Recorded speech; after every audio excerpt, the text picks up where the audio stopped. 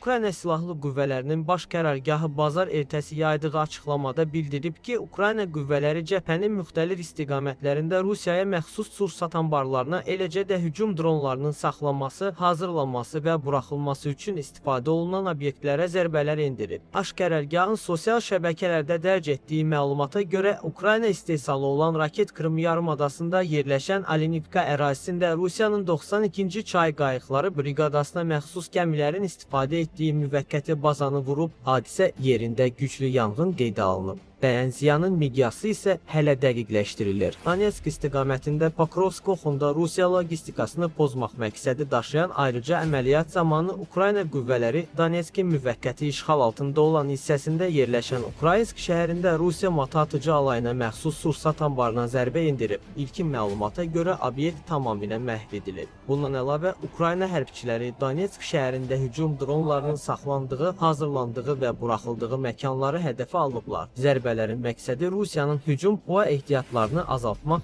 və Ukraynaya qarşı Shahed və Geran tipli dronlardan istifadəsini zəiflətmək olub. Hədəf ərazilərdə yanğınlar qeydə alınıb. Ziyanın qiymətləndirilməsi davam edir. Baş qərargah vurğulayıb ki, Ukraynanın müdafiə qüvvələri Rusiyanın hərbi və iqtisadi imkanlarını zəiflətmək və Moskvanı Ukraynaya qarşı silahlı təcavüzü dayandırmağa məcbur etmək üçün bütün zəruri addımları atmağa davam edəcək. Digər tərəfdən, Ukrayna Rusiyanın Krasnodar diyarında yerləşən Taman şəhərinin dəniz limanına dron hücumları həyata keçirib. Hücum nəticəsində neft terminallarında və anbarlarda yanğınlar baş verib. Həmçinin boru kəmərinə ziyan dəyib. Rusiya rəsmilərinin məlumatına görə zərbə kamikadze dronları ilə endirilib. Krasnodar diyarının operativ qərargahı bildirib ki, Temyuk rayonunun Volna kəndində dron hücumu nəticəsində 2 estakada və 2 gəmi zədələnib. Estakadaların zədələnməsi 1500 kvadrat metrə qədər ərazisini əhatə edən yanğına səbəb olub. Hazırda yanğının söndürülməsi davam edir. Fövqəladə hallar və xüsusi xidmətlər hadisə yerində çalışır. Volna kəndi müxtəlif yüklərin aşırıldığı əsas ixrac mərkəzlərindən biri olan Taman limanının yaxınlığında yerləşir. Volnadakı terminal xam neft və neft məhsullarının emalı ilə məşğuldur. Quban operativ qərargahının məlumatına görə vurulan dronun qaldıqları Volnadakı terminallardan birində boru kəmərinə ziyan vurub və təxminən 100 kvadrat metr ərazini əhatə edən yanğına səbəb olub. Ev sakinlər ən azı o partlayış səsi eşitdiklərini, bundan sonra Qara dəniz tərəfdən görünən alovlar və parlaq işıq saçmaları müşahidə etdiklərini bildiriblər. Bu arada Rusiya Müdafiə Nazirliyi gecə ərzində hava hücumundan müdafiə sistemlərinin 35 ədəd təyyarə tipli dronun, o cümlədən 23-ünü Qara dəniz üzərində məhv etdiyini açıqlayıb. Nazirlik Qara dəniz üzərində 23 Ukrayna dronunun vurulduğunu da bildirib. Ukrayna tərəfi isə liman infrastrukturuna endirilən zərbələrlə bağlı hələlik açıqlama verməyib.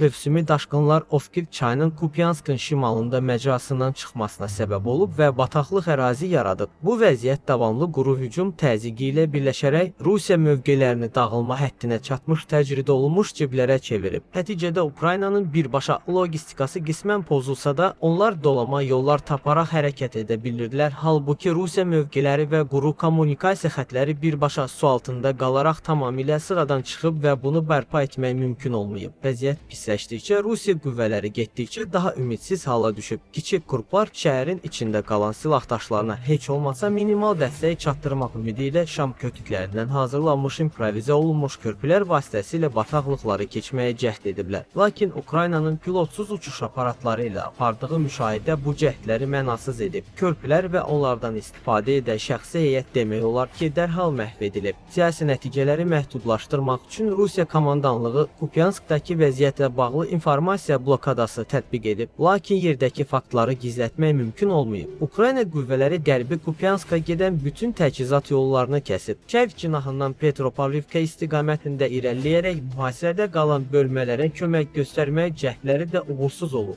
Çünki Ukrayna komandanlığı əvvəlcədən bu istiqamətdə döyüş qabiliyyətli hissələrini cəmləşdirib və Rusiya hücumlarını yavaş, baha başa gələn və səmərəsiz edib. Ukraynalı dron operatorları mövqelərini möhkəmləndirməyə və Ukrayna irəliləyişinin qarşısını almağa çalışan kiçik qrupları aşkar edib vurmaqla həlledici rol oynamağa davam ediblər. Buna cavab olaraq Rusiya tərəfinin də dron fəaliyyəti artıb. Bununla bağlı bir videoda Ukrayna əskərlərinin binaları təmizlədiyi zaman Rusiya kamikadze dronunun hücumuna məruz qaldığı görünür. Xoşbəxtlikdən güclü atəşə baxmayaraq və dron vurulmasa da zərbə hədəfi qaçırıb, bütün Ukraynalı hərbçilər sağ qalıb və tapşırıqlarını davam etdiriblər. 13-cü Milli Qvardiya Briqadasının Xartiya taktiki qrupunun başçavuşu bildirib ki, axtarış zərbə əməliyyatları sayəsində Kupyanskın şimalında yerləşən bir neçə yaşayış məntəqəsi azad edilir. Hazırda Rusiya qüvvələri şəhər daxilində mühasirəyə alınıb və Ukrayna qoşunları onları sistemli şəkildə məhv edir. Son bir neçə ay ərzində Ukrayna silahlı qüvvələri və Xartiya qrupu Kupyanska aparan istiqamətlərdə və şəhərin özündə axtarış zərbə əməliyyatlarını kifayət qədər uğurla həyata keçirir. Burada Rusiya qüvvələri məhv edilir. Axtarış zərbə qrupumuz Kupyansk şəhərinin şimalında yerləşən bir neçə yaşayış məntəqəsini azad edir,